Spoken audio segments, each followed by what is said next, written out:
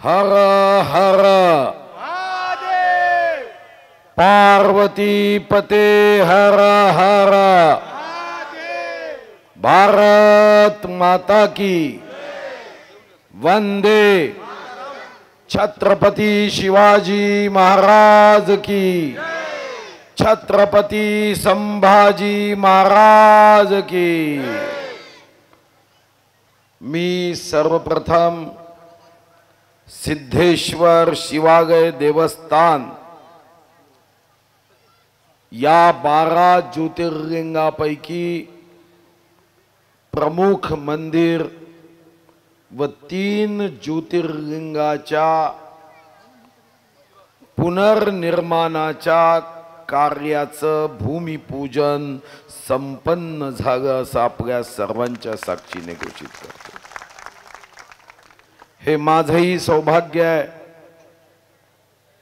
या विभागाचे अधिकारी तेजस गर्गेजी यांचेही सौभाग्य आहे व या मंचावर उपस्थित श्री देवरावजी निमकरजी, संजय धोटेजी व महाराज चैतन्यजी व इतर सर्व मान्यवरांचंही सौभाग्य आहे। 800 वर्षापूर्वीचा ज्या मंदिराला इतिहास आहे, 800 वर्षानंतर पुन्हा एकदा तो पूर्व इतिहास, ते चैतन्य, ते उत्साह, ती ऊर्जा आणि त्या अध्यात्माला पुनर्जीवित करताना मलाही आनंद होतोय आणि तुम्हीही या अतिशय ईश्वरीय कार्याचे साक्षीदार आहात। तर मी भगवान महादेवाच्या चरणी हीच प्रार्थना करेल की इथं उपस्थित या सर्व शिवभक्तांना तू भरभरून आशीर्वाद दे, सुख दे, समाधान दे, त्यांची इच्छा पूर्ण कर। खरं तर मी कधी हात दाखवत नाही, कधी हाताच्या रेषा पाहत नाही। माझ्याकडे कधी कोणी भविष्यवाणी आला ते त्याचं मी भविष्यही ऐकत नाही, पण देवावर माझा पूर्ण विश्वास आहे। माझी श्रद्धा आहे की देवानी ब्रह्मांड केलं, ब्रह्मांडामध्ये पृथ्वी नावाचा ग्रह आहे, पृथ्वी नावाच्या ग्रहावर भारत नावाचा देश आहे, ज्या देशामध्ये अध्यात्माची ऊर्जा आहे, ज्या देशामध्ये देवाचं राज्य आहे आणि त्याचा मी एक भाग आहे, याचं सौभाग्य मलाही स्वतःला जाणवतं। आणि देवानी मला इतकं इतकं इतकं आशीर्वाद दिला की हे खरं आहे की तेव्हा या ठिकाणी काही शिवभक्तांनी मला निमंत्रण दिलं।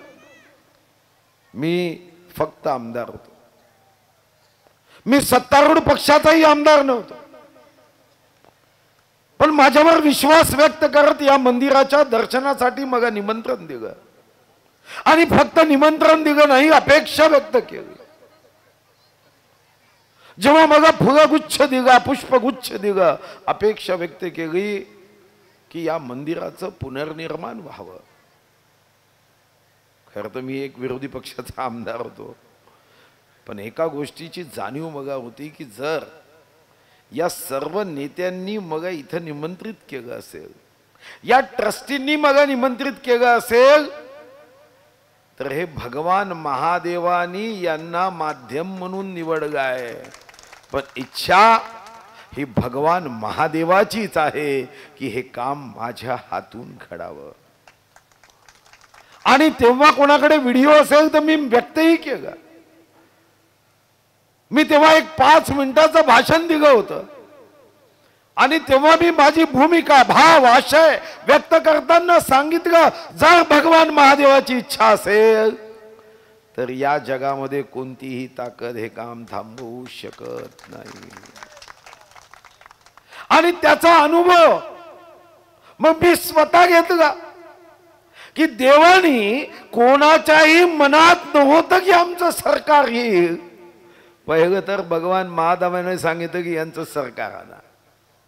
मग नुसतं सरकार आणलं नाही, मग भगवान महादेवानी सांगितलं की याने सुधीरनी संकल्प केलाय शिवभक्तीचा, याला मंत्री करा. तर फक्त मंत्री करून थांबले नाही. मग विचार केला देवानी की मंत्री केलं, जर दुसऱ्या खात्याचं केलं तर पुन्हा फार त्रास होऊ शकेल.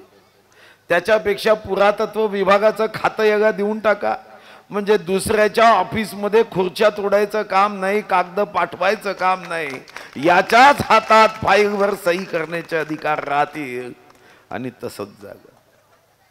हे खरं आहे की हे काम अतिशय नाजूक असतं. इतर काम वेगाने करता येतात, इतर काम करताना अतिशय सूक्ष्म बारकाईच्या तपशिलाचा प्रश्न उपस्थित होत नाही.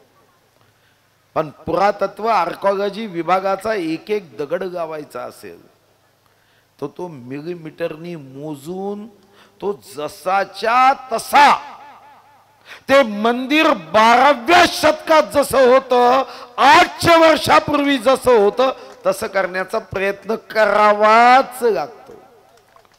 जर मी हे सिमेंटचं केलं ना तर 6 महिन्यात पूर्ण करू शकतो, पण हे सिमेंटचं नाही आहे.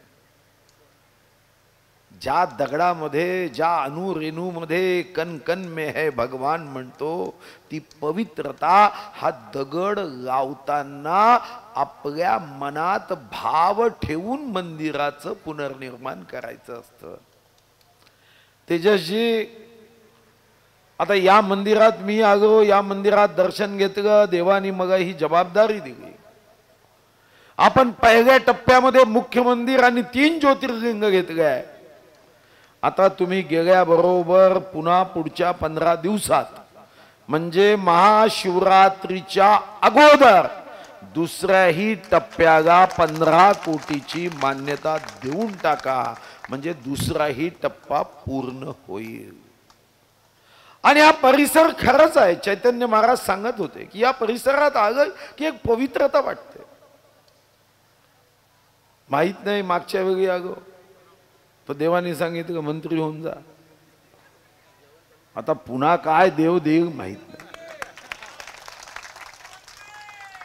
आता या ठिकाणी या मंदिर परिसरासाठी जेव्हा आता देवरावजी, संजय धोटे, आमच्या सुदर्शन निमकर म्हणाले की रस्ता खरा आहे, मंदिर चांगलं जागा तर रस्ताही चांगला जागा पाहिजे.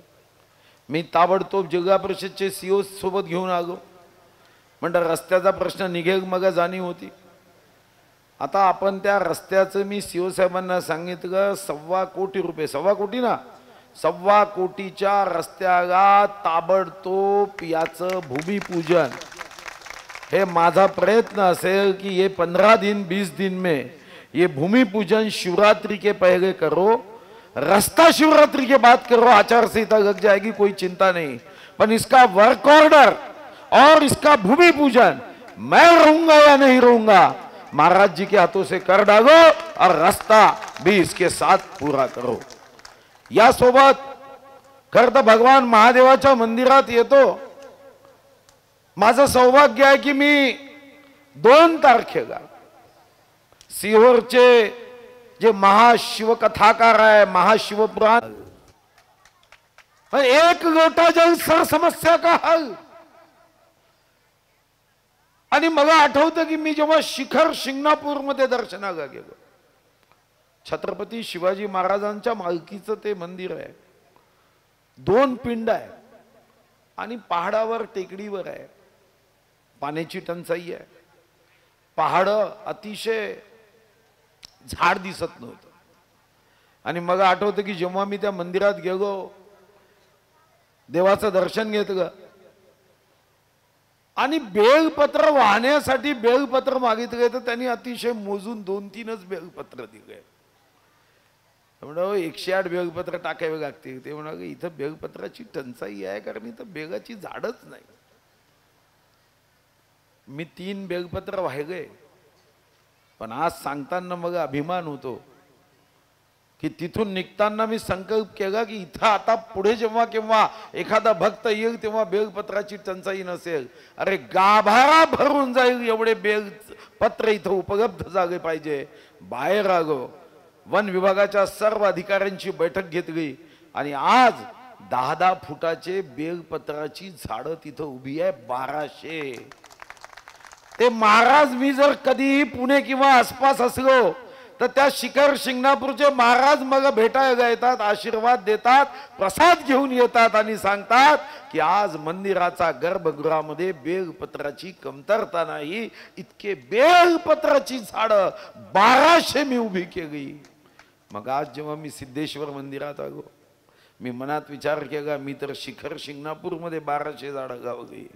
मी वन विभागाला आता सूचना केली आणि गेल्याबरोबर लेखी सूचना करेल की इथंही 1001 बेलपत्राची वृक्ष आणि 501 रुद्राक्षाची वृक्ष ही मात्र या मंदिराच्या आसपास आपण उभी करू.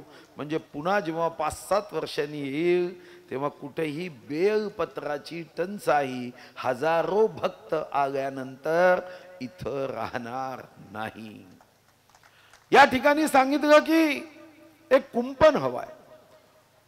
खरं तर गर्गे साहेब आर्किओलॉजी मध्ये आपण तारेचं कुंपण करत नाही. तुम्ही जर दगडाचं करता येत असेल तर दगडाचं करा, अन्यथा सीओ साहेबांना परवानगी द्यायची. आम्ही थोडं मंदिराच्या बाह्य बाजूनी एक उत्तम कुंपण हे आम्ही करून घेऊ. सुंदर तारेचं 6 फूट 8 फुटाचं कुंपण केलं तर मला वाटतं की सध्या मंदिरामध्ये वन्य प्राण्यांपासून कोणत्याही भक्ताला धोका राहणार नाही. हे आपको लिखना आहे कुंपण. त्यानंतर एक आपण निर्णय असा करतोय की या ठिकाणी रस्ता होईल पण लाईट्सची आवश्यकता आहे आणि म्हणून सोलार लाईट्सला व या ठिकाणी जी गेटची मागणी केली, या गेटच्या मागणीसाठी या मंदिराच्या आसपासच्या परिसरासाठी तीर्थक्षेत्र विकासाच्या माध्यमातून आपण 1 कोटी रुपये उपलब्ध करून देऊ, ज्या माध्यमातून एक भव्य दिव्य गेट ज्यावर 12 ज्योतिर्लिंगाच्या प्रतिकृती असतील, त्या प्रतिकृतीच्या खालती त्या ठिकाणचं नाव असेल. मग श्री भीमाशंकर असेल, श्री त्र्यंबकेश्वर असेल, श्री सोमनाथ असेल, श्री केदारनाथ असेल, अतिशय उत्तम डिझाईन या गेटची केली पाहिजे. या गेटला लाइटिंगची व्यवस्था केली पाहिजे आणि सोलार मध्ये हे गेट हा मुख्य मेन रोडच्या तिथं ग्रामपंचायतची अनुमती घेऊन सरपंचांना विश्वासात घेऊन हा ही गेट तयार केला पाहिजे. खरं तर आपण इथं 3 वाजेपासून आलो आहात. मी मुंबईवरून सकाळी आलो. भोजन झालं की नाही मग माहीत नाही, पण मग निश्चित हा विश्वास आहे की आपल्याला जेव्हा देवाचं नाव घेतो, म्हणजे मला तर खूप अनुभव आहे. मी जर हे अनुभव सांगितले म्हणजे हे सिद्धेश्वर मंदिर तर मी इथं आज सुरू करतोय, पण माझ्या घरापाशी मी कन्यका मंदिर आहे त्याच्या बाजूला सिद्धेश्वर मंदिर बांधून पूर्ण केलं. आणि काल मी खरं तर आळंदीमध्ये होतो या टाइम मध्ये. काल तिथं आचार्य गोविंददेव गिरी महाराज जे कोषाध्यक्ष आहे, अयोध्येचं राम मंदिर ज्यांनी निर्माण केलं, त्यांचा 75वा वाढदिवस होता. काल श्री श्री रविशंकर आले होते, काल ऋतंबरा देवी आल्या होत्या, देशातून अनेक संत महंत आले होते. आणि मला आनंद याचा होता इतका भव्य दिव्य स्टेजवर सारे संत महंत होते, मी फक्त एकटाच राजकीय नेता होतो, बाकी सारे संत होते.